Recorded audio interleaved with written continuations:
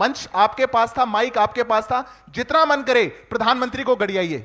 सुबह से शाम तक यही तो करते हैं, भाजपा को गड़ियाइए, मुझे गड़ियाइए, देश के साथ ना करिए।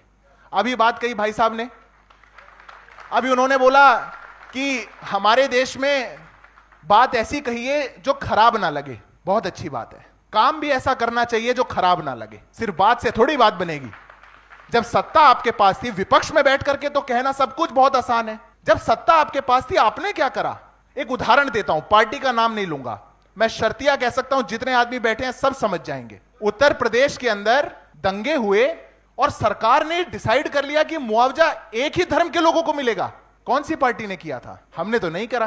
कौन थे वो लोग? देखिए मुस्कुराहट आ गई है चेहरों पे, समझ गए हैं सब। 2011 में सुप्रीम कोर्ट को कहना पड़ा कि आप कैसी सांप्रदायिक सरकार चला रहे हैं कि दंगों के आरोपी एक विक्टिम्स का कॉम्पनसेशन एक धर्म विशेष को देंगे। सरकार ने कदम पीछे किए, उन्होंने कहा ठीक है हम सबको देते हैं, माफी मांगते हैं, एफिडेविट दिया सुप्रीम कोर्ट में। एक प्रदेश का मुख्यमंत्री, फिर से पार्टी नहीं बोलूंगा, आप समझ जाएंगे सब, मुस्कुराहट आएगी चेहरे पे। एक प्रदेश का मुख्यमंत्री विधानसभा में खड़े होकर के कहता है कि 6 महीने में जब से हमने सरकार बनाई है 254 दंगे हमारे प्रदेश में हुए, ऑन रिकॉर्ड विधानसभा के पटल में कहा। कौन सा था वो मुख्यमंत्री? क्या इस प्रदेश में बहन बेटियां सुरक्षित थी? स्कूल कॉलेज की बात आज बहुत याद आ रही है। उन आंकड़ों पे तो जितना मर्जी आप चाहिएगा बहस करेंगे। 60,000 करोड़ का बजट था इनका, 1 लाख करोड़ पार हो गया है जब ये सत्ता छोड़ करके गए थे। उत्तर प्रदेश के अंदर, देश के अंदर डबल एजुकेशन का बजट, पर बहन बेटियां स्कूल कॉलेज नहीं जा पाया करती थी। उनकी आबरू पर हाथ डालने वाले गुंडे माफिया सड़कों पे घूमा करते थे और आप जा जाके फतिया पड़ा करते थे। किसके लिए? ऐसा सूडो सेक्युलरिज्म नहीं चाहिए हमको। एक भारत सरकार की नीति बताइए जिसने धर्म के आधार पर किसी को भी डिस्क्रिमिनेट किया हो। एक नीति 10 साल में।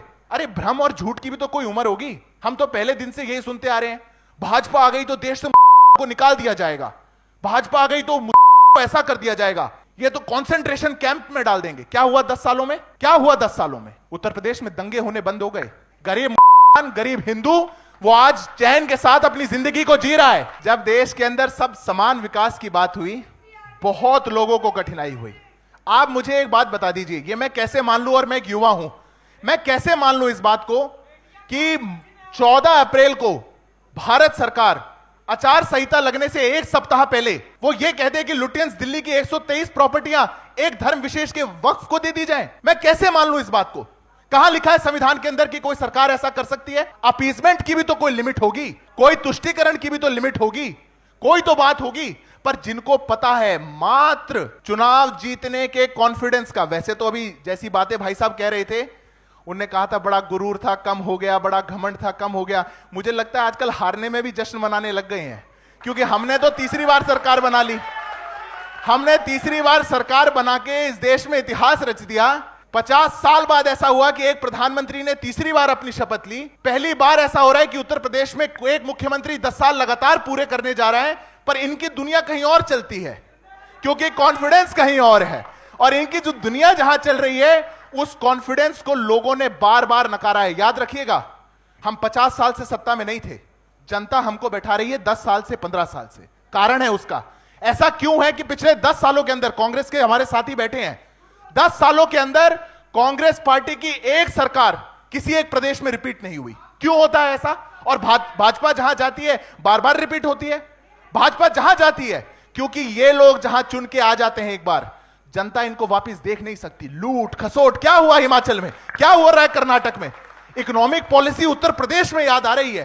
कर्नाटक के अंदर बेंगलुरु की सड़कें साफ होनी बंद हो गई। निगम ने कह दिया पैसा नहीं है, कह करके आए थे कि फ्री सबको बस सेवा देंगे, महिलाओं को सारे बस के प्राइस बढ़ा दिए।